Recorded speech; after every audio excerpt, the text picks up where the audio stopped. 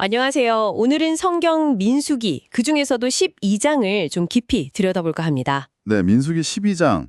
이게 모세의 리더십이 좀 흔들리는 그런 사건이 나오죠. 맞아요. 리더십, 또 질투, 하나님과의 소통, 이런 여러 가지 생각할 거리가 많은 장인데요. 바로 한번 시작해보죠. 좋습니다. 이야기가 시작되는 게 모세의 형제 자매죠. 미리암과 아론이 모세를 비방하는 걸로 시작해요. 네, 그렇죠.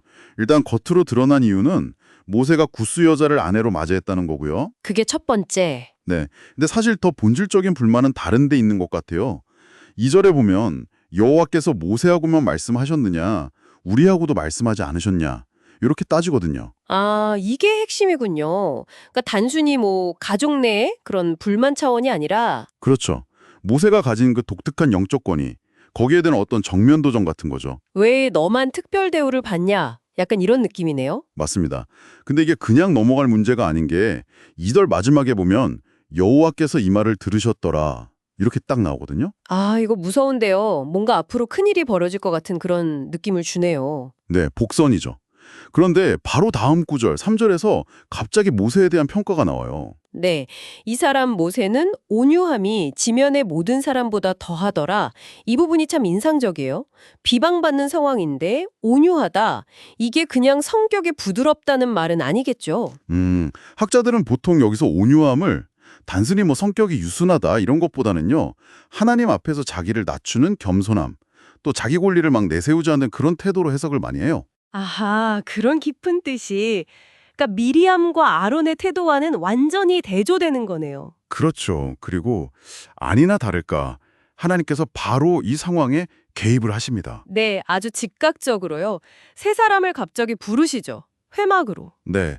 당시에는 그 회막이 하나님을 만나는 장소였으니까요. 그리고는 구름 기둥 가운데서 하나님이 강림하셔서 이 장면이 되게 극적이에요. 네. 직접 하나님께서 미리암과 아론에게 설명을 하세요. 왜 모세가 다른 선지자들과 다른지를요. 뭐라고 설명하시죠? 다른 선지자들한테는 내가 환상이나 꿈으로 말하지만 모세와는 그렇지 않다. 이거죠. 아, 8절에 보면 내가 그와는 대면하여 명백히 말하고 은밀한 말로 하지 아니하며 그는 또 여호와의 형상을 본다. 이렇게 말씀하세요. 와, 대면하여 명백히 말한다. 정말 특별한 관계네요. 그렇죠. 그만큼 모세와의 관계가 아주 직접적이고 특별하다는 걸 강조하시는 거예요. 게다가 그는 내 온 집에 충성하다 이렇게 칭찬까지 하시고요. 충성됨까지 인정하시고 그러면서 이제 미리암과 아론을 꾸짖으시는 거죠. 네. 너희가 어찌하여 내 종 모세 비방하기를 두려워하지 아니하느냐 이렇게요. 아주 강하게 질책하시는 거죠. 그리고 그 결과는 즉각적으로 나타나죠. 네. 하나님의 진노가 임하는데 구름이 딱 걷히고 나니까 미리암이 나병에 걸려 있는 거예요. 피부가 눈처럼 하얗게 변했다고 묘사되죠. 정말 충격적인데요. 그런데 궁금한 게 있어요. 아론도 같이 비방했는데 왜 미리암만 벌을 받았을까요? 그게 참 성경이 명확하게 설명해 주지는 않아요. 그래서 여러 가지 추측을 해볼 수는 있죠. 미리암이 좀 더 주도적으로 불만을 표출했을 수도 있고요. 그럴 수도 있겠네요. 아니면 대제사장인 아론에게는 또 다른 방식의 어떤 책임이나 징계가 있었을 수도 있고요.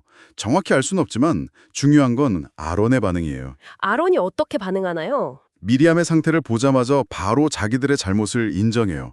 어리석었다, 죄를 지었다. 그러면서 모세에게 제발 좀 용서를 구하고 미리암을 위해 기도해달라고 간청하죠. 여기서 또 모세의 그 온유함, 그릇이 드러나는 것 같아요. 맞아요. 자기를 그렇게 비방했던 누이인데도 불구하고 즉시 하나님께 부르짖잖아요. 하나님이여 원하건대 그를 고쳐주옵소서 하고요. 개인적인 감정보다는 공동체를 먼저 생각하는 리더의 모습이네요. 네. 그런데 하나님께서 바로 고쳐주시지는 않으세요. 아, 그래요? 조건을 거시나요? 네. 7일 동안 진영 밖에 격리하라는 명령을 내리세요. 아버지가 딸의 얼굴에 침을 뱉는 것 같은 그런 수치를 통해 깨닫게 하려는 의도처럼 보이기도 하고요. 일종의 정결기간, 또 공적으로 반성하는 시간을 갖게 하신 거죠. 7일간의 격리, 이게 개인의 문제로 끝나지 않았겠네요. 그렇죠. 그 미리암 한 사람 때문에 이스라엘 백성 전체가 7일 동안 행진을 멈춰야 했어요. 리더 그룹 내의 갈등이나 죄가 공동체 전체에 어떤 영향을 미치는지를 아주 명확하게 보여주는 거죠. 책임이 정말 무겁네요. 네. 그렇게 미리암이 정결하게 된 후에야 비로소 백성들이 다시 하세롯을 떠나서 바란 광야로 이동하게 됩니다. 자, 이렇게 오늘 민수기 12장을 쭉 살펴봤는데요. 리더십 내부의 갈등, 또 하나님의 직접적인 개입, 죄의 결과, 그리고 용서와 회복까지 정말 많은 내용이 담겨 있네요. 네. 이 이야기는 우리에게 참 많은 질문을 던져주는 것 같아요. 지도자에 대한 비판은 과연 어디까지 허용될 수 있을까? 또 어떻게 해야 하는 걸까? 그쵸. 그리고 질투 같은 그런 인간적인 감정이 공동체에 어떤 파장을 일으킬 수 있는지도 보게 되고요. 맞습니다. 무엇보다도 하나님의 어떤 주권적인 개입, 또 용서, 그리고 중보기도의 중요성 같은 것들을 다시 한번 생각해 보게 하는 것 같습니다. 네. 여러분은 오늘 이 이야기를 들으시면서 어떤 생각이 드셨나요?